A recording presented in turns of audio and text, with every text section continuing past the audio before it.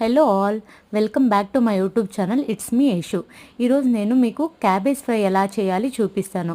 కావాల్సిన ఇంగ్రీడియంట్స్ వచ్చేసి ఒక 500 గ్రామ్ క్యాబేజ్ తీసుకోండి, కొన్ని వెల్లుల్లి రెబ్బలు తీసుకోండి, కొంచెం శనగపప్పు, కొంచెం కరివేపాకు, ఒక 2-3 మిరపకాయలు, ఒక 2 ఆనియన్స్ తీసుకోండి.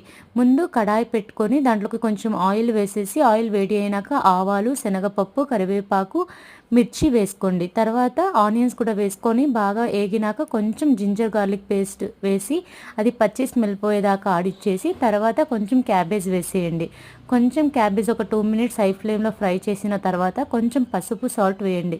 దీని లోపల కొంచెం ఒక 2-3 ఎండుమిరపకాయ, మీకు కారానికి తగినట్టు కొంచెం పచ్చి కొబ్బరి లేకపోతే ఎండు కొబ్బరి, తర్వాత కొంచెం ధనియాలు, కొంచెం జీలకర్రని బాగా ఏగిచ్చేసి దాన్ని మిక్సీ పట్టుకోండి.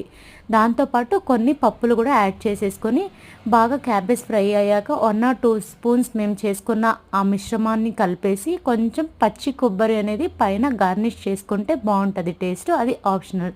Thank you all. Please subscribe.